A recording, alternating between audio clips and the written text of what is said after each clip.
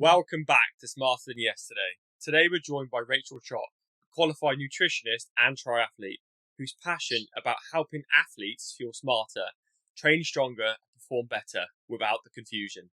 Rachel's with us today, and she blends evidence-based nutrition with practical knowledge, and that works best for busy athletes, not just busy athletes, but also the general public. And today she's here to kind of, put a spin on it and descriptions, and let's go for it. Let's see what we've got. Yeah. Welcome, Rachel. Hello. How's your morning been? What have you been up to? This morning, I have been running around after my son. I also do some other work with a well-known slimming organisation, which I've been doing this morning. Yeah. And now I've got to go shopping. Now you're going to go shopping. Yeah. Well, we'll hear what's going into that basket in a bit later, I reckon. You will. Yeah, definitely. So, Rach, then, obviously that's a very quick introduction. We talked about a slimming organisation. Yeah. Tell us a little bit more about yourself, first and foremost as a triathlete, and then into that kind of nutrition side. Okay, so I'll go right back to the beginning. So I started running when my son was about 2, primarily to lose weight. Always battle my weight, yo-yo, eating, dieting, tried every diet in the book. I've tried Slimming Tea, I've tried Atkins, I've tried all kinds of stuff over the years to try and lose weight. So I thought, I'll give running a go. So I started running, joined the club, loved running. Eventually I didn't lose any weight because, as we probably know, you just can't lose weight just by running. You just can't, unless you're going to run a marathon every day. So I started running, loved running, started really loving running, and then I got involved with triathlon because I just got a bit bored with just running, I guess. And then I got bored with cycling and swimming as well. And that's how you got into nutrition, yeah? Got into triathlon, and about 10 years ago, I lost 3 stone with Slimming World. Then I became a consultant, had quite a few busy groups in Hereford. COVID happened, gave up. So I've had a 5-year break, and now I'm back doing that as well as this. But the crossovers are very strong, put it that way. Lots of things that I do with Slimming World also cross over into my nutrition coaching. So they're different, but lots of it is the same. So for my athletes, the athletes love data. So that's a different... So to lose weight, we've got to be in a calorie deficit. And with Slimming World members and athletes, they do it in 2 different ways. Athletes love data. They love being dialed in to their nutrition. They love to see the numbers. Whereas your average, not every, but a lot of Slimming World members are a different kettle of fish. But lots of different crossovers. So you mentioned there about you joined Slimming World for yourself. Yeah. And you lost the weight, and you seek the benefit of it. What then made you want to go and be part of the Slimming World? I think because I love helping other people. So I knew it worked for me, and I know that it works for pretty much everyone because it is quite flexible, it's quite broad. And a lot of the things so when I'm working with athletes, my aim is to give them the knowledge to be able to do it for themselves after we've finished working together. And I wanted to become a consultant because I knew how well it had worked for me. I knew how much it changed my life. So I wanted to change others and show other people that it could be done. And a lot of it is not just from the food side of stuff. It's really delving into the psychological reasons about what stops us, which is the same as when I work with athletes. Is those things that are going on behind the scenes are exactly the same. And sometimes you need the accountability. And you also need somebody to be honest with yourself, with you. You need someone to be honest with you, so you can be honest with yourself. Yeah. And that applies to athletes, Slimming World members, people who are following other methods of losing weight. It's all the same. It's what goes on behind the scenes, what you're telling yourself, what your beliefs are, what your myths are, what all the lies we tell ourselves. Oh, I can't do it. I haven't got time. It's just not the right time for me right now.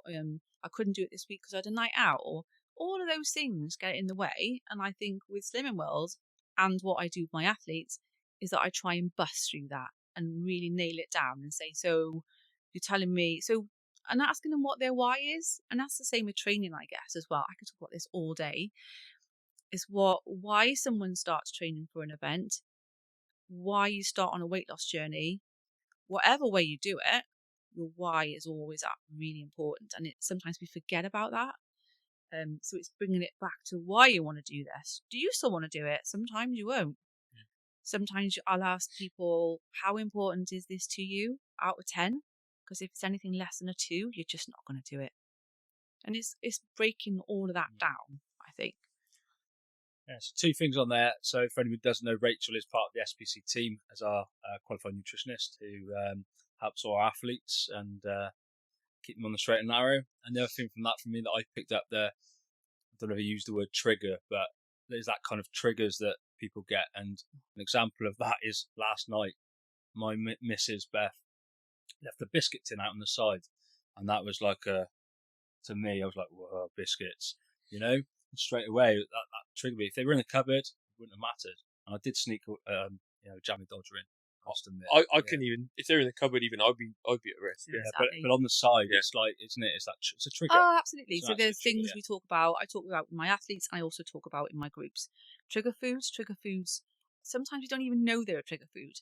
So the most common ones are biscuits, chocolate, bread, alcohol, pastries. Any of those things can be trigger foods, and sometimes you won't even know they are. No. But once you're aware of it, you know you cannot trust yourself around those things. So that's interesting then. So what makes that a trigger food? Why isn't broccoli or asparagus a trigger food? Because these things... Is it just that sugary... It's the sugar hit. Addiction, yeah. And these habits are ingrained from when you were little. Like when you fell over in the playground, you'd be given sweets. Yeah. When it's a birthday, you have cake. So when you're young, you're kind of limited, I guess, or we used to be, especially in my day. In my day, back in the day, they were treats. They're not now. When you become an adult, you can eat them whenever you like. And it's that all or nothing thinking. So you have one, you're like, oh, I'm failed now. Yeah, I buggered it now. I may as well have I may as well have the lot now. Whereas, and if you know, I do it with cake. I love cake, and there's always cake in the office. I'll go and have a look. I can hear my brain. Just go and have a look. Have a look at what you're not going to have. Once I've seen it, it's not going to happen. Yeah. And I'll have a little bit, and then I think, oh, I've buggered it today now. May as well just crack on. It's that all or nothing thinking.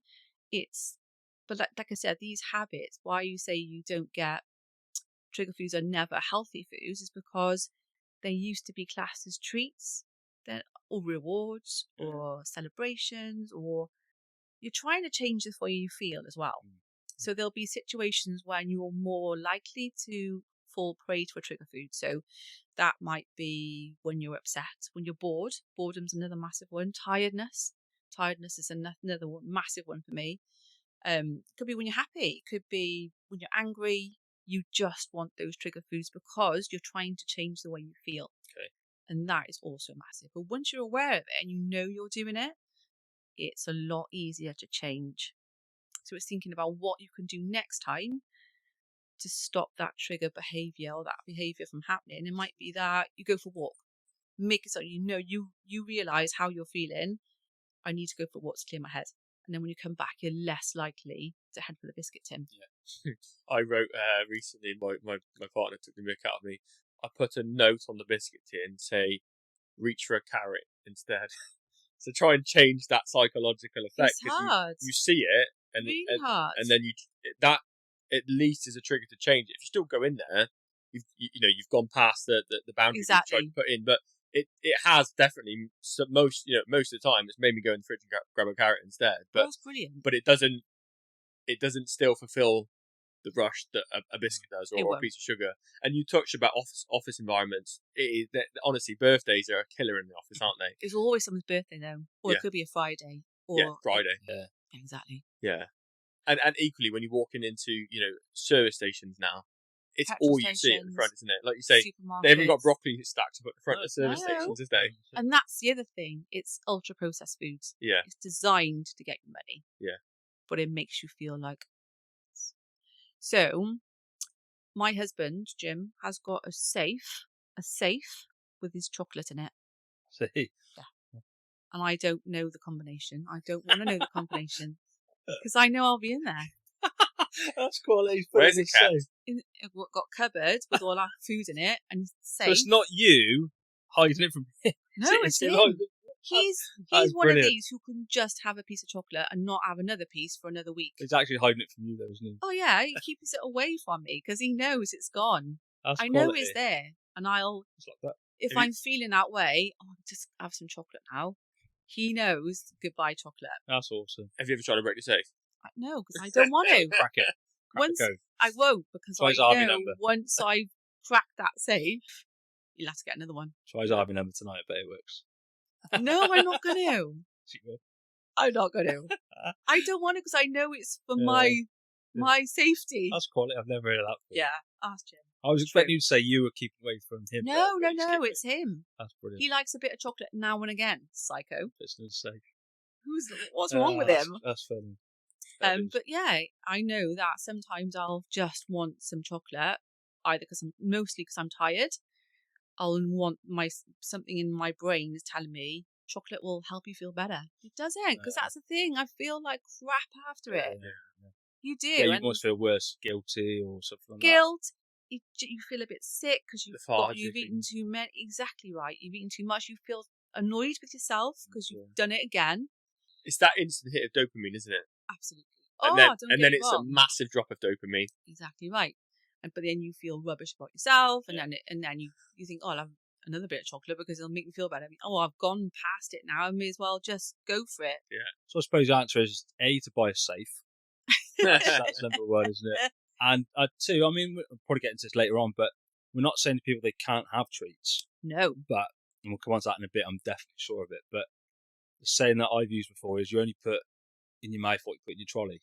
So Yeah, that's a choice brilliant. what you kind of make when you go shopping. Absolutely. You fill that trolley up with crap. And that crap's Never gonna go in it shopping when eventually, you're isn't it? hungry. Never go That shopping is when you're hungry. that is a killer, isn't it? But also, don't go shopping when you're full because you won't come away with anything. Yeah.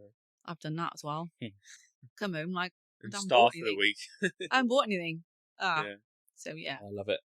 So moving on then. So you work with athletes, you work with slim world clients, you work with general public. So what's your most rewarding thing about helping those people? What do you find rewarding? It's just, and I was talking about this morning, it's not just about losing weight. It's so a lot of the time we all have like a dream weight we'd love to get to, wherever that's come from, whether you've been that weight before and you felt really fit and happy, or you've just got this magic number in your head that you want to get to. The feeling when you get there, and when I watch other people getting there too, there's nothing like it. But it's not just about the weight. Yes, you feel lovely. Yes, you feel amazing. Yes, you can get into the lovely dress or the trousers. But it's proving to yourself that you can do things that you never thought you could. You know you can do the hard things. You know you can make changes. You know you need to make the changes, but you can actually do them. They're not easy, but they are absolutely doable. It's my older members as well. Seeing them losing weight, because another myth is that you can't lose weight after a certain age. It's rubbish. I've seen ladies and gents doing it week in, week out, and watching them doing things that they never thought they could, changing those habits, fueling themselves better, feeding themselves better, feeling better inside, and then realizing that they can do anything that they put their mind to. That's what I love. Cool. Should we go into some of the myths out there, Alex? Yes, reckon? Yeah, come on. that's going to be a big subject. Yeah, I think. I think So so. a lot of myths, misunderstandings out there. Yeah, So, what's a myth that you hear daily? I guess I'd like to tap into the two different categories that you referenced. One for the sort of slimming world client, and then one for the athlete as well. What's the biggest myth in both categories, or are they the same? A lot of them are the same. What I will say for athletes, one of my biggest bugbears, and we've had this conversation many times, is eating back your calories. So, Well, I that's know. interesting because there's a lot of personal trainers I do know that say that is allowed, and it's interesting to hear from your point of view this. I think from working with, and a lot of Slimming members are very, very active too, and they also do this, although we're not calorie based. I might come onto that after. But so I know I'll go out for a bike ride. You do 3 hours, you come back, and you're like, oh my god, I've burnt my Garmin is telling me I've burnt 1,120 calories. I can eat whatever the hell I like today. Mhm. But I think for a start, these watches are wildly inaccurate from a calorie perspective because everyone is different. Everyone burns calories differently. It depends on what your gender, your age, your muscle tone, what you're doing. But I think also as you're training over a long period of time, your body is so bloody clever. Its job is to hang on to as much fat for the next famine coming along. Obviously, we haven't got famines anymore. But your body is very, very effective at utilizing calories. So your body becomes adapted to the training. You become more effective at training. So you're using less energy.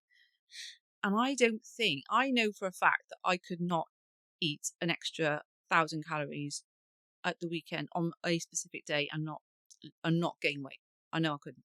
Because I think I've been running and training for so long. Like I said, I think my body is very, very effective at burning calories. So if one of your goals is to lose weight, and for a lot of athletes it isn't, but if it is, and you're not getting the results you want because you're seeing what you're burning on your watch, try doing it without and see what happens. I'm going to come in probably from a more selfish perspective, asking a question more probably for me. I guess I'm asking now then for the more endurance-based athletes. And I think you mentioned there about getting 1,000 calories back in. We all know we could go down to a fast food restaurant and that would probably be 2 containers in pretty quickly.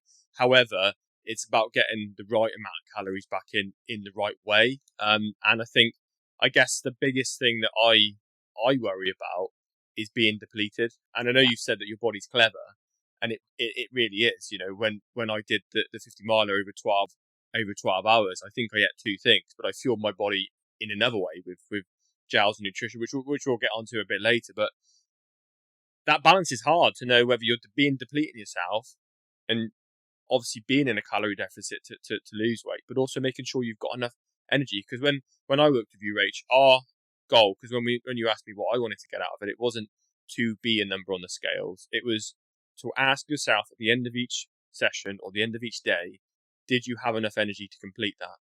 And that's a hard thing to gauge, isn't it, based on a number of calories? Absolutely right. So there's a debate about whether a calorie is a calorie. Is a calorie always the same? I think that when I work with athletes, I try and come away from the good food, bad foods thing. So when you mentioned then about takeaway, just being 2 cartonfuls and that's 1,000 calories, it's not going to fuel you though. No. So, or you could stuff 2 massive bars of chocolate. That's not going to fuel you at all. And you're going to still feel empty afterwards. Yeah.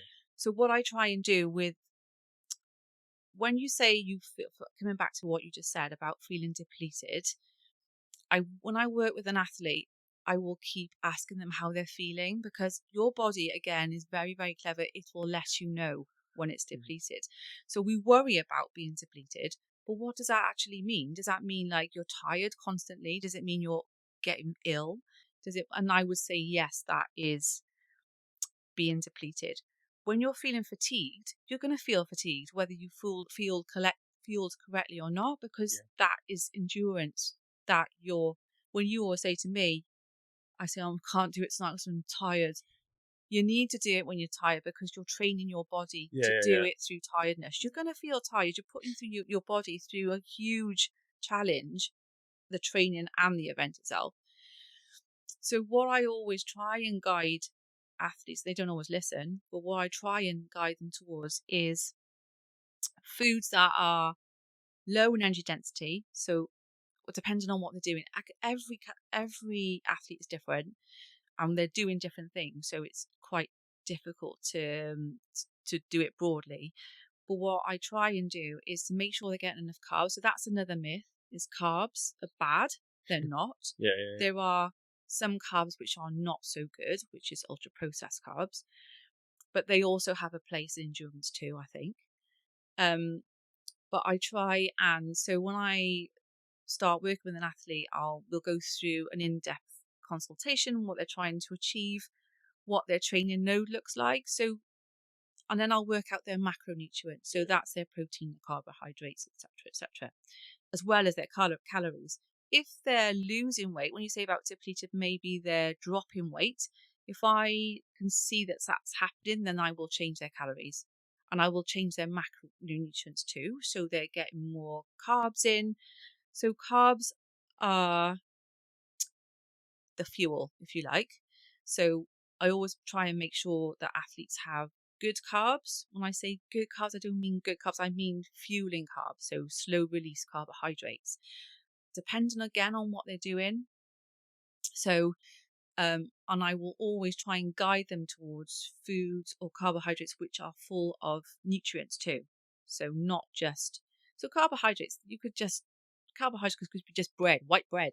Even that has its place on race day, but fueling long term, I would always encourage them to go for those nutritious filling carbs, because no one wants to go hungry either. We all got a fear about going hungry. I would never want an athlete to go hungry. So it's about guiding them towards those foods which are going to fuel them and keep them feeling satiated. Yeah. And that's so important. Have I gone on? No. I guess I'd just like to ask for anyone that's listening that doesn't quite understand the difference between an ultra processed carb and a good carb. So again, it's broad, but really basic. What's one ultra processed carb that people? Ultra processed carbs is chocolate. It's crisps. It's even your tins of Coke, cans of Coke, liquid sugar, basically. So it's the foods that you can eat very, very quickly. They give you the dopamine hit or the sugar rush, but then you crash. Yeah. And then that's going to leave your sugar levels crash. You're going to be feeling left depleted, no energy. Yeah. Even if you're like, what? How has that happened? I've just smashed like packets of crisps, a big bread roll, and a chocolate bar. Yeah. That's full of carbs. Yes, it is, but it's not the carbs that you're looking for. So the carbs you should be going for are potatoes. Nothing wrong with potatoes. Sweet potatoes. Lots of veg has carbs in. Apples, bananas are perfect. Those kinds of things which are going to fuel you long term, not just for your training, but through the day as well. Yeah. So they're full of carbs, and there's nothing wrong with them, especially for an athlete. They're the foods you really should be going for. Yeah. So I think that back to the start of that segment, it was myth busted, and carbs is a myth buster that people think is bad. Absolutely right. Yeah. Nothing, especially. I guess everyone is different again, and I will encourage athletes to try different things. So if you find that you wake up 2 hours before and you're having a bowl of porridge because you've got a big training session on this morning, but you can feel that porridge sat there in your stomach and you're like, that's not going, because everyone digests differently too. I know that if I go out on the bike and I eat porridge before I go, I can feel it in my stomach and I don't like it. No. So I will try different things until I get it right, Yeah. because everyone is different. That's the thing as well. There's no one size fits all. Everyone is different. So I try and encourage athletes to try different things and find out what works for them as well. Yeah. Because it might not be that carb heavy in the morning works for them. It might be smaller carbs, or waking up even earlier and having more carbs before they go, but staged. Yeah. Everyone's different. That's my answer. Great answer as well. Yeah. Perfect. Definitely. So one from me is that people just talk about this cider vinegar in the morning, spoonful of it, magic. How magic is it? And myth bust that for me now. Then, does it work? Is there any truth in it? Any benefit in it? If it does work, let's get this one. I would say if it works for you, absolutely do it. But I think there are some studies out there that say that it may be beneficial. Maybe. Whether that's So maybe not. placebo, exactly right. There's no solid scientific evidence that I've been able to find that works. However, the only way of losing weight is by being in a calorie deficit. We know that. I have read that apple cider vinegar makes you feel so rank, you feel a little bit sick, so you don't eat as much. Okay. Potentially that might work. I can think of better ways of doing it or easier ways of doing it. Whether it works for you, Yeah, crack on. And I suppose there's no harm. No, Yeah, absolutely agree. right. Unless So you're good. like drinking gallons of Yes. it, then there might be an issue. Yeah. Mentally, that doesn't sound the right way of doing it, though, does it? I've heard people talk about smoking for the same effect. Absolutely right. If you have a cigarette, you Yeah. don't feel hungry, so you don't eat. You die cancer. Yeah. It's like there's easier ways of doing it. Yeah. Definitely. Yeah. So then, interestingly, then, if calorie deficit is the only way forward and to lose weight, why do these quick fixes, these clean eating, and all these things come around? Because they're great. They are great. People believe it. And it will, because you're dialed in. You can see like either, because I work with athletes for 6 weeks or 12-week blocks. Usually because 12 weeks, it takes a bit that long really to make any lasting changes. And I've done 6-week challenges. I've done 12-week challenges because you're dialed in. It's because you know it's a challenge. You're like, all right, let's do it. From the motivation side of things, brilliant. But what happens at the end of that 6 weeks? What happens at the end of that 12 weeks? You know, unless you've changed your habits for the long term, it's just going to go back on. Yeah. And then in another couple of months, you'll do another 12-week challenge or another 6-week challenge. Or I prefer to work with people who want to change for the long term.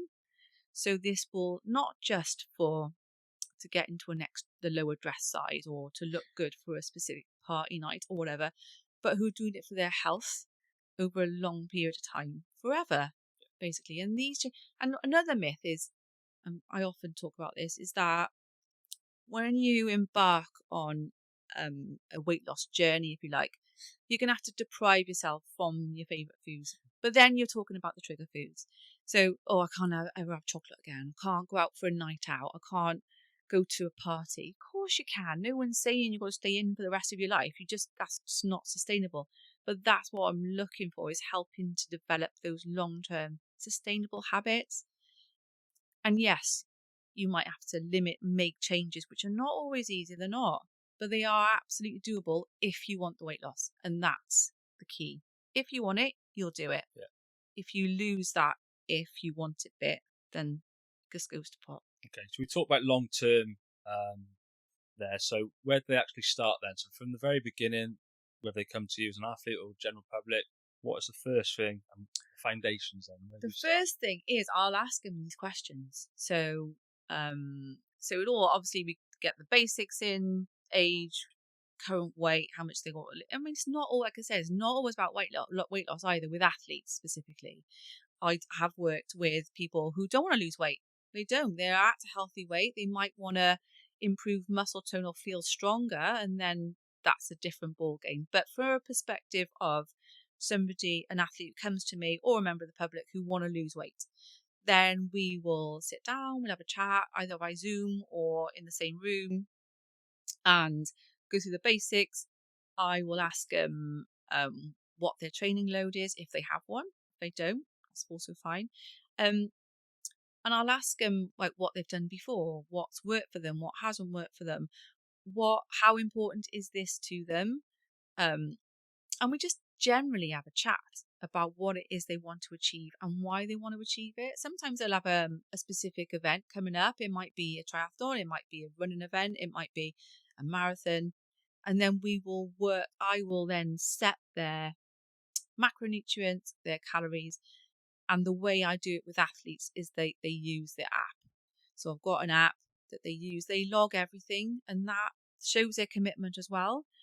So, and I'm not going to lie, it's a ball ache. It is absolutely, but there's no getting away from it. But it's also great about developing your knowledge about what's in foods, how many calories are in foods. Some foods I sometimes do it. You can get like half a melon half a melon be the same amount of calories as half a chicken breast, or a small brown roll, or 3 celebrations. It's the same amount of calories in there, but obviously eating half a melon is going to fill you up a lot more than 3 celebrations will. Yeah. So the very first thing is that, like I said, we'll sit down, we'll go through it, I'll set them their calories on the app, and then they start logging, and that's about them developing a knowledge of food, what's in the food they're eating, how many carbs are in there, what's the protein value in it, what foods are high in protein. Lots of people don't know what foods are high in protein. So then you're looking at your chicken, your beef, prawns, fish, and then looking at like things like beans and lentils. They've got a lot of protein in. Cottage cheese, Greek yogurt, all of these things. You can make delicious meals out of them. But people sometimes don't even have a clue what protein does. So protein helps fill you up and keeps you fuller for longer, and it helps maintain and develop muscle. So as you get older, obviously we lose muscle tone as well. So as we're getting older, that's even more important. So it's about helping them develop that knowledge. So like I said, when I finish working with them, they have that knowledge to, if they've got an event coming up, they can fuel themselves. But even though protein is important, carbs are important, so are the veg with the nutrients, the vitamins, the colour on your plate, how you're going to build that in.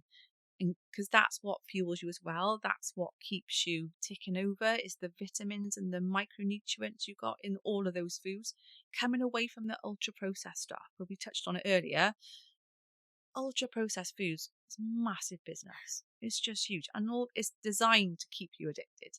Absolutely is. Why don't like the government or then anything do something about that and put kind of restrictions on it? But if it's a health and it's that kind of stuff, why don't they? It's about money. It's about not becoming a nanny state. So we're all adults at the end of the day. But if they've done it for smoking because it's bad for your health, I agree with you. What's the difference? Absolutely agree with you. What's the difference there? Taxes, I guess. They earn a lot of money off cigarettes, don't they? So they can't say taxes. Absolutely right. It's that's just an interesting. It's also a drain on the national health, obviously, because the more rubbish you eat, the more likely, as you get older, you're gonna become victim to you're gonna become diseased. Basically, you're not gonna live a long and healthy life.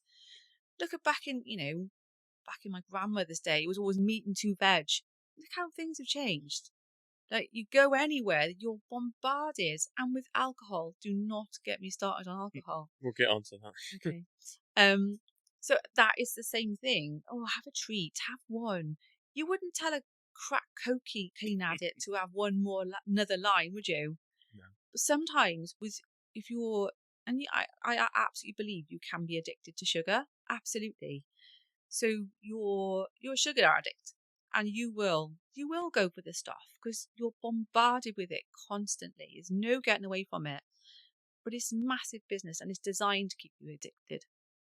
Rach, you talked about educating the client, whichever format it is, and you've used the word macros or macronutrients a few times. Can you just explain what that word means? So macronutrients are your carbohydrates, your fats, and your proteins. So, and they will differ to what's going on. So what it is you're trying to train for. So endurance, we want to build muscle to get you stronger.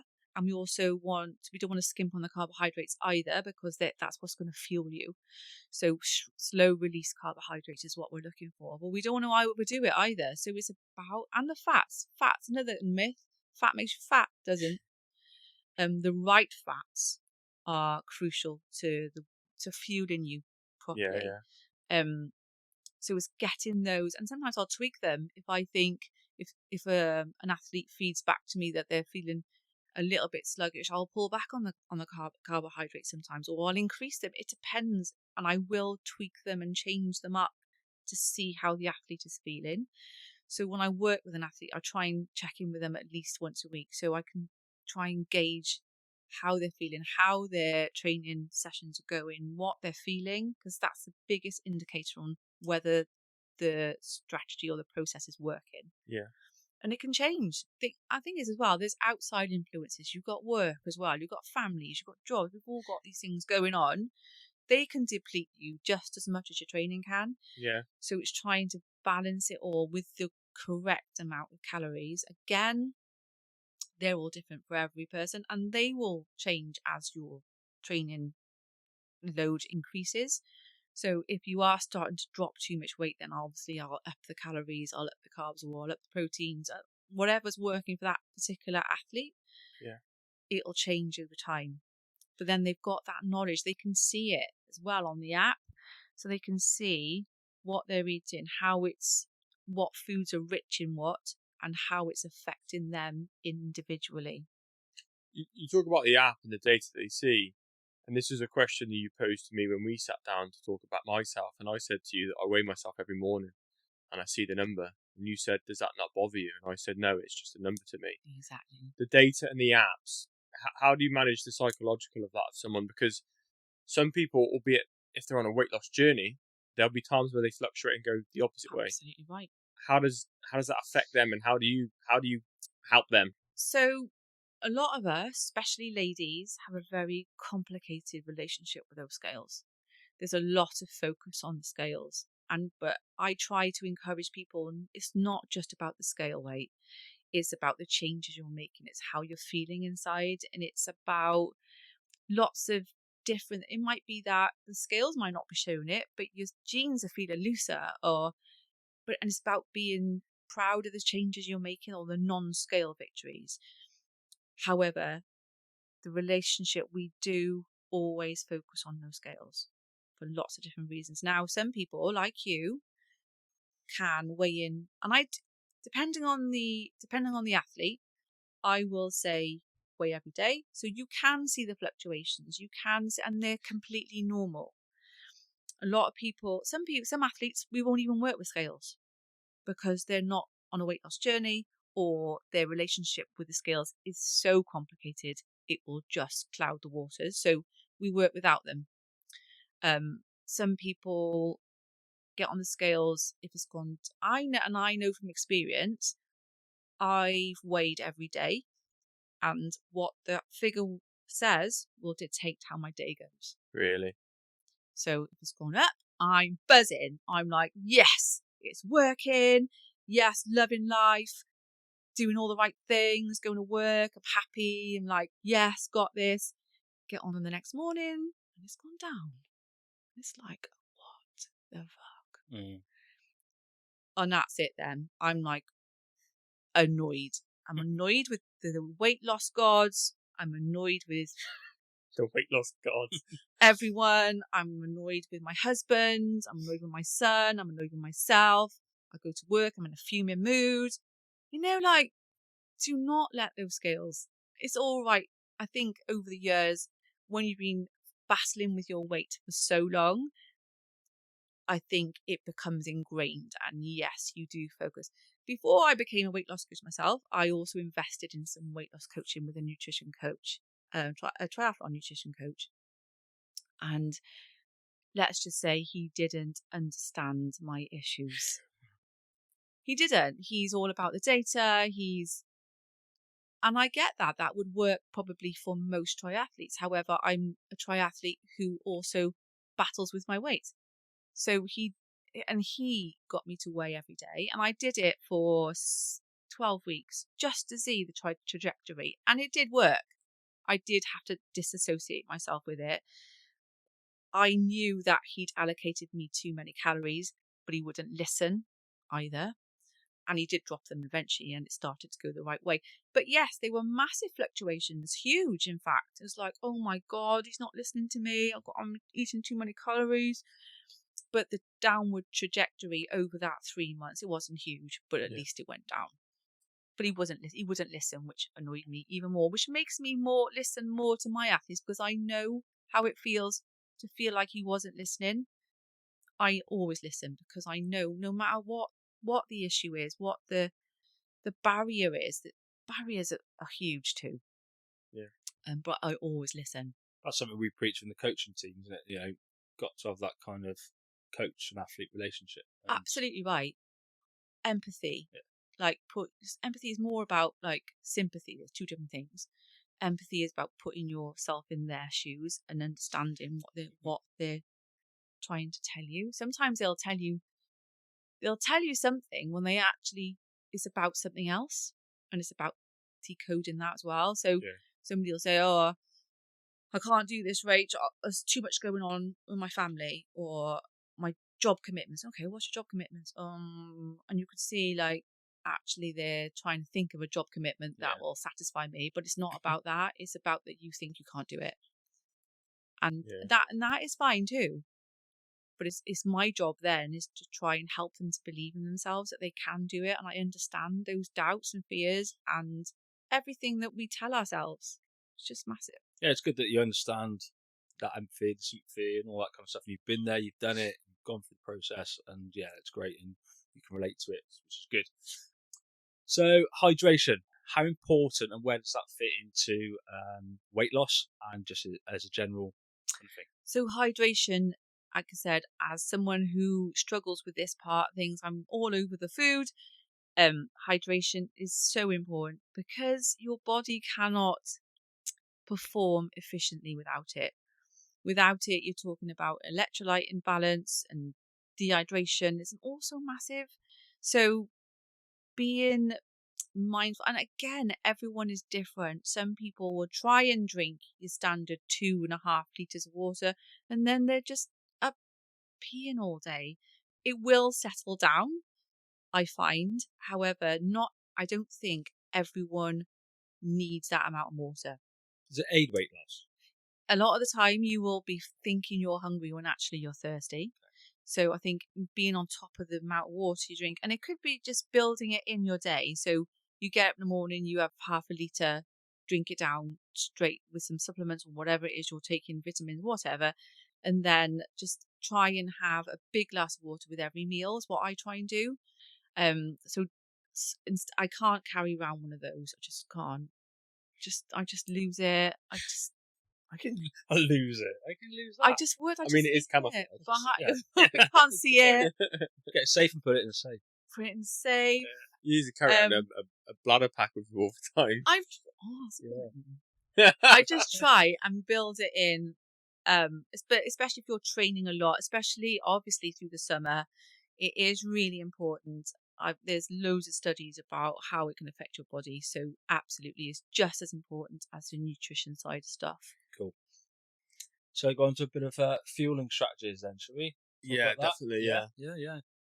So how does then a normal training week differ from a race week or coming up to a race on Sunday? What do I need to do differently? Okay, so carb loading, that's a lot of people think carb loading is just having a massive pile of pizza the night before. Yeah. I always encourage my athletes, it's race week, we start that week. So their macronutrients, the macros will change. So the carbohydrates, I'll increase their carbohydrates.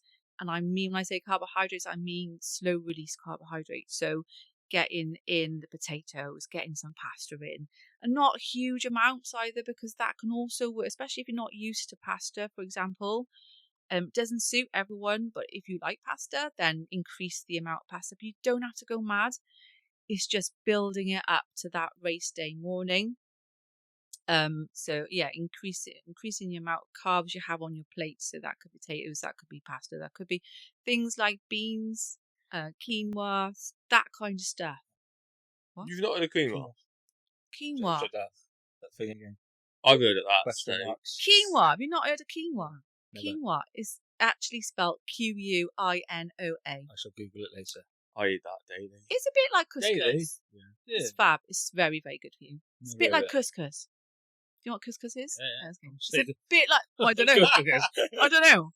I've never heard of that. It's a bit like that, but it's a bit of a superfood. Okay. So on it. I'm all over it. Get some in. Okay. It's really easy as well. An online shop. Put it on the order for that. So yeah, putting. Oh, couscous is another one. So getting more of that onto your plate. Bananas are perfect. So increasing it over that race week.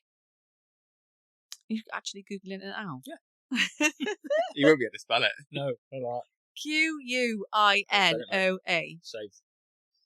And then leading up to night before race day, again, not going mad, not having a massive pizza the night before. You can if you want, if it's not going to impede anything, but you might want to be careful if you get any stomach issues. But again, practicing any foods that you eat race week, the last thing you want to be doing is eating something new and it doesn't agree with you. So you want to come away from that as well. And then race day morning, I would say porridge or something like that first thing. So it's going to release carbs over a long period and it's going to fuel you over your race.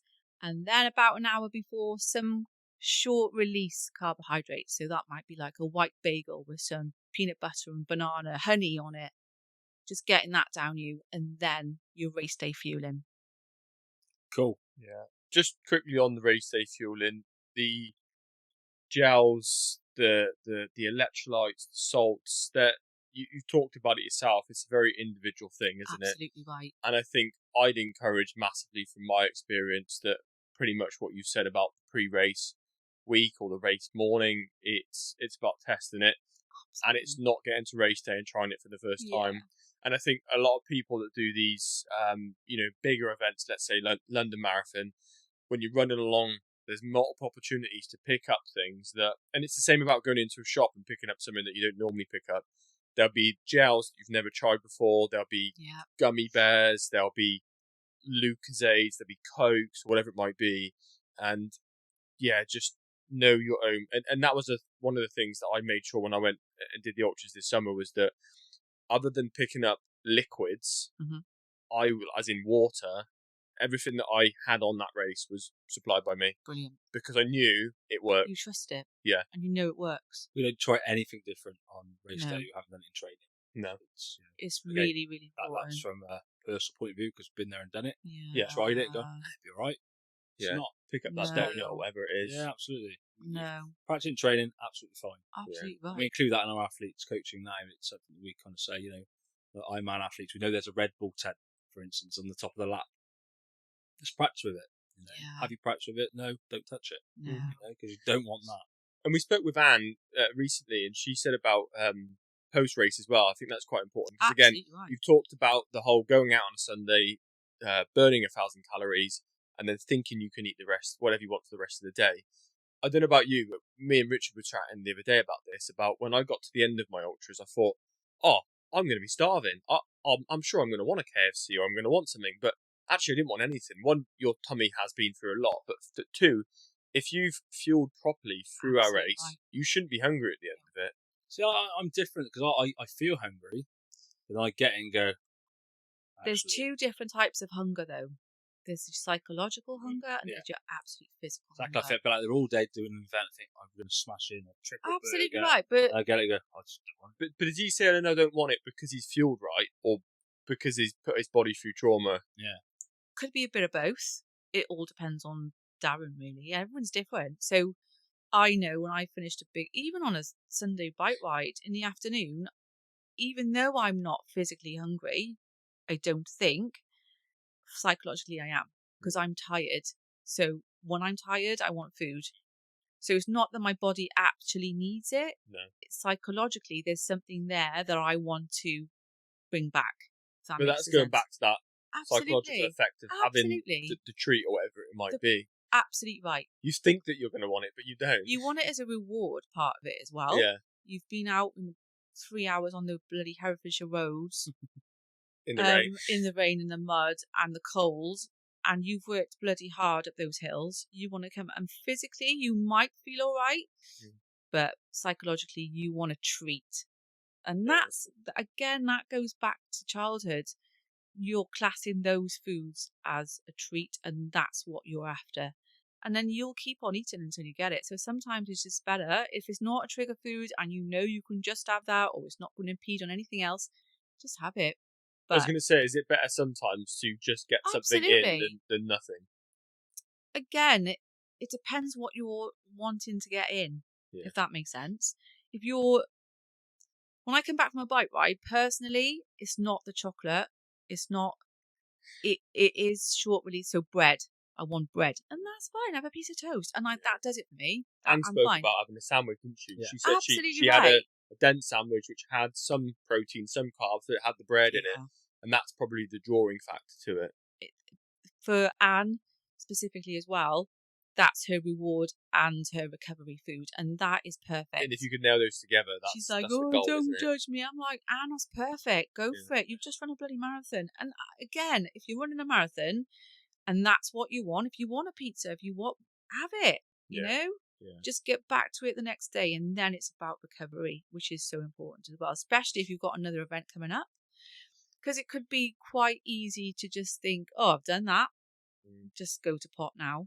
And I think what you put in your body during and after aids to the body recovery too. Absolutely. So if you're depleting your body of the salts, the electrolytes, the carbohydrates, and you're not putting them in while you're doing your event and after, you might take twice as long to recover. Absolutely right.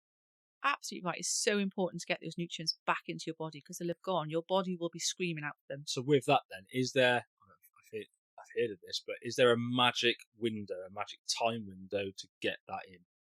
So you come back from a difficult training session, is there a certain period of time where chicken, egg, whatever, would be good to get that into your system? Some people say there is like a 12-hour window. I'm not sure. There's different studies which say different things. It seems quite long. Or sometimes it's like an hour window. Yeah, because straight after. That's probably the myth. If it is a myth, I go like. I think it's more of a myth, personally. Like weight training, it's like have a protein shake. Do you know what I mean? You see them in the gym, don't you? Kind of, they're doing some weights and all of a sudden straight down there. Yeah. It's great to get that protein in, but there are studies which suggest there is no anabolic window. It's about the amount of protein you are consuming overall. Yeah. I've heard the same with creatine. Again, no marginal benefits, whether it's after a session, first thing in the morning, or if it just goes in with your drink. It's a minefield, if I'm honest, mate. There's so much food noise out there about what works, what doesn't work. And it changes weekly, doesn't it? Absolutely right. So I would say everyone's individual. If it works for you, absolutely use it. Try different things. If you think that creatine is working for you, fabulous. If you don't, then try something else. Some people say creatine is dangerous. There's no I can see any specific studies to say that it is. It might be if you've got kidney issues, apparently. But if you're perfectly fine and it works for you, you're finding the benefits out of it. Collagen's another one. I'm a massive collagen fan. Nails like that. What? As you get older, you lose your collagen. So I have it with my morning coffee. I just love it. And I'm seeing massive benefits of it. But not everyone will. But that's the thing. You see on social media, we're bombarded with this stuff. Like one day, this particular diet will work. This will work. Anything will work as long as you're in a calorie deficit. That's the end of it. Food, calories in, calories out. That's how you lose weight. And how you do that will change. At the moment, the big thing is weight loss medication.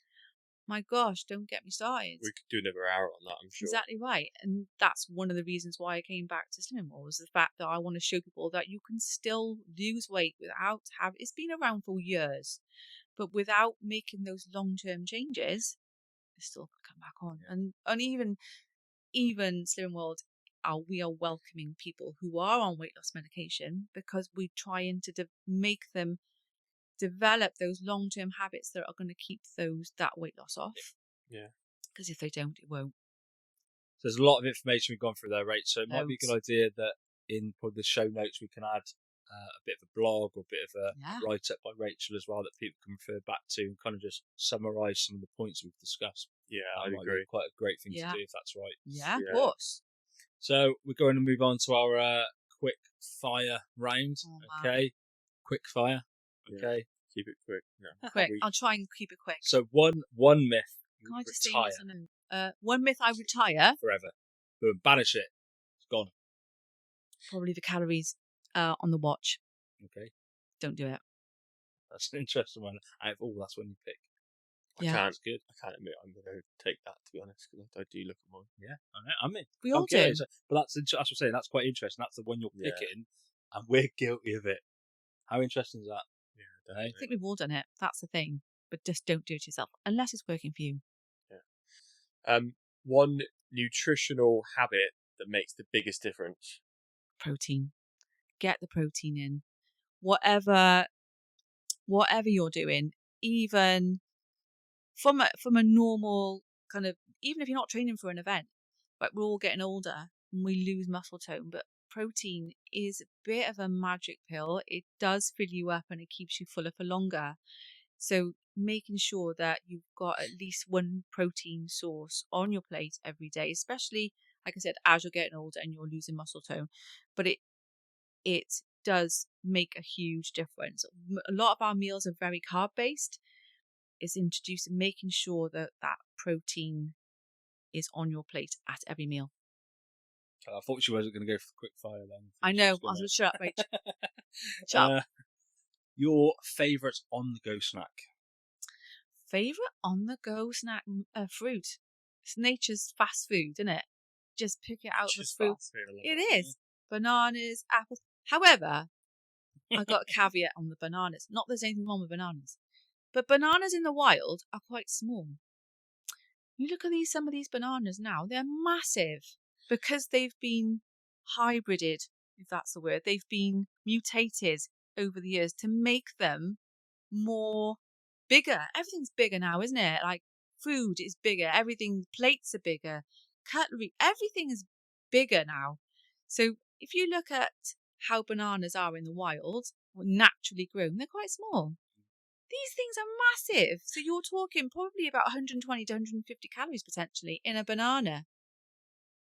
Anyway, that's fine. Apart from that, apples are brilliant.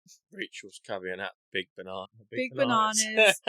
Big bananas are not great. That is definitely. Bananas are not great. You're not wrong though, because unless someone is purely weighing a banana, and I'm coming off the quick topic here, but like you say, let's use MyFitnessPal as an example. You type banana in. It cannot relate to every single banana that you pick up. I know in my batch there's a small one and a big one, and it is just the way it is, isn't it? Absolutely right. And to be fair, MyFitnessPal is a guide. Yeah. So I've run sometimes 3 different calorie counting apps side by side, and they've all been different. Yeah. So they are a guide. Absolutely right. Just don't follow it. It gives you a knowledge of what's in your food, which is really important. One truth bomb every athlete should know. Oh my God. I don't know. One truth bomb. I don't know. Sure. What? I'm trying to think back to what maybe something you gave me, or something that you. What's something that you probably recur to an athlete? Let's talk about the athlete, not someone that's trying to be on a weight loss journey. Okay, an athlete. I would say, I think again, it's about the protein, and I think, all right, a truth bomb. There are no good or bad calories. There's some foods which have, but again, if you're talking about not a weight loss, I would say again, I think it'd probably be, from a nutrition perspective, I would potentially say it's back to protein, or carbs being bad, or fat being bad. I think it's about being honest with yourself. So a lot of the time, I know what it is. We got there. Quick fire. A lot of you know me. A lot of athletes lie to themselves. So if you're working with me and you're working with MyFitnessPal, it might not necessarily be about losing weight. It may be about sticking to your macronutrient targets or goals. You are logging your food, but are you really logging your food? So we talked about that, didn't we, Darren, about being honest with you, being honest with your coach, weighing, measuring, like absolutely being spot on with. Because I know I've worked with an athlete. My face is in my mind. He once put on his MyFitnessPal, I think it was 2,000 calories worth of couscous, and I went, "Do you want to go back and have a look at that? Because you've logged it. I don't think you've really." That takes some doing, isn't it? Yeah, of course it was. That's a big bowl. He's he's bunged it in and not Yes. really looked at it or measured it. He's estimated it.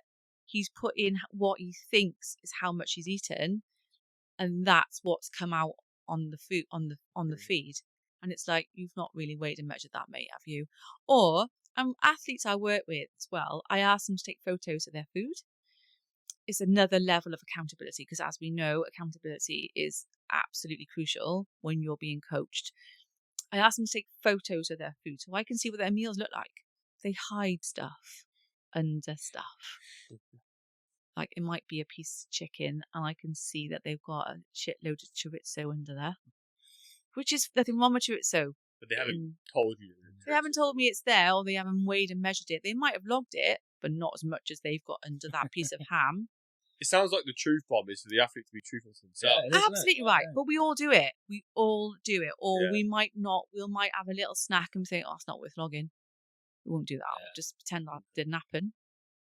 The We all truth do of it is, it. yeah, be truthful. To Absolutely yourself right. and to the Oh, coach. perfect. I Yeah. think that's definitely.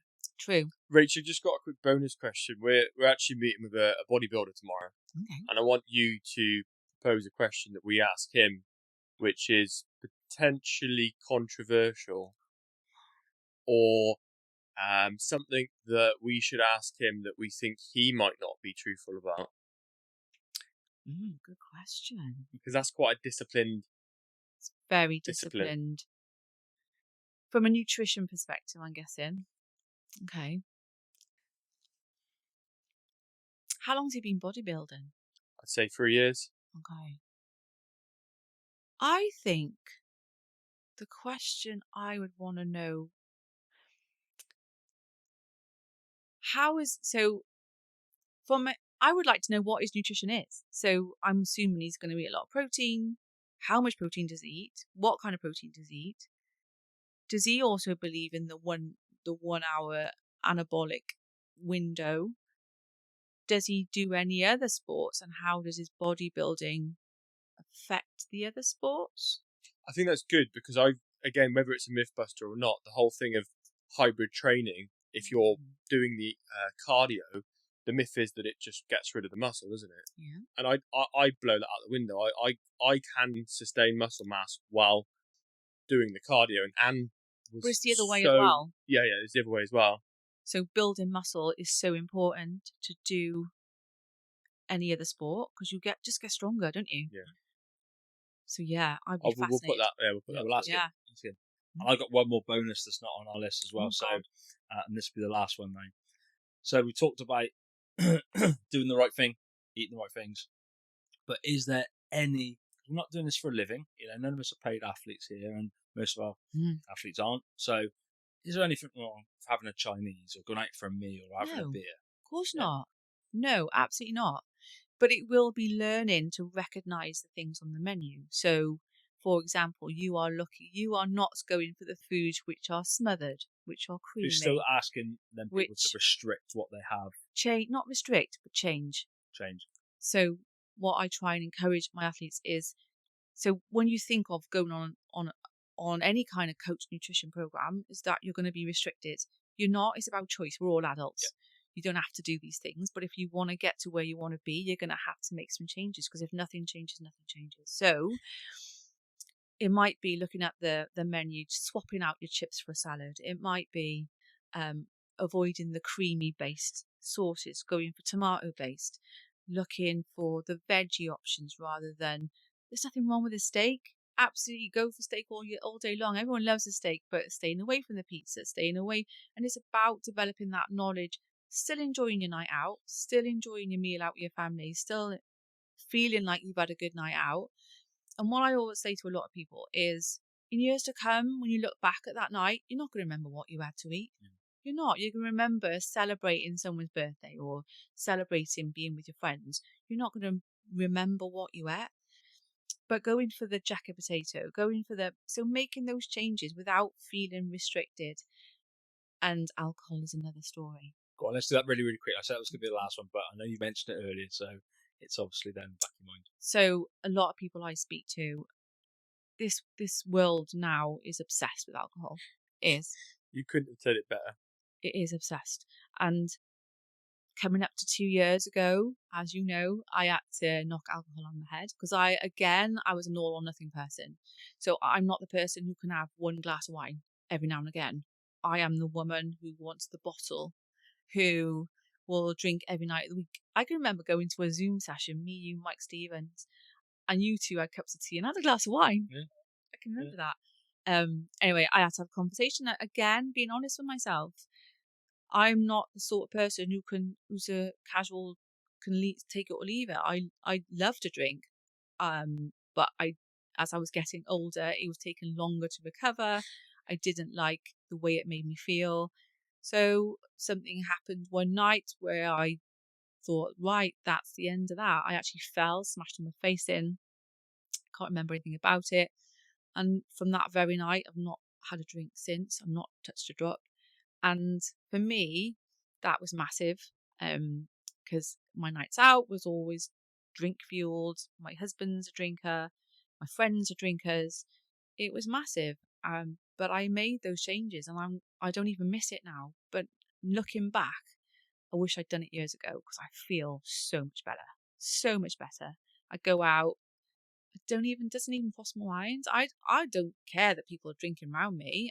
I have a great time. I'm always first on the dance floor. I still go on karaoke, and I can still remember everything the next day. I also had a massive effort button. So I know when I'd had a certain amount to drink, I could have pressed that button and destroyed my life easily. So I now know going forward that alcohol doesn't sit well with me, but the world is obsessed with it. The world is obsessed with it. Have a drink.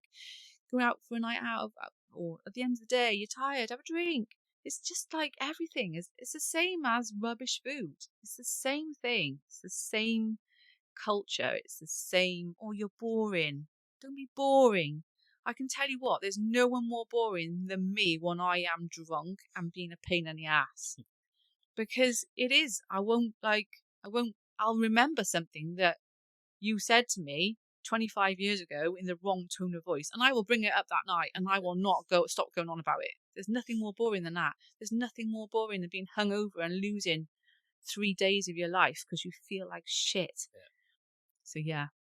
No, it sits quite heavily with me. I've been in the same boat as you, and it was an all or nothing thing. And Yeah. the recovery, the mental health side of it Yep. for me was just crippled me for days. That sort of beer fear term, and Anxiety. actually, literally listening to you, it's everything that goes through my mind. And that boring thing, we've spoken about it quite a lot on a Monday night with a couple of the blokes that I work with, and it's like, why should that be the terminology?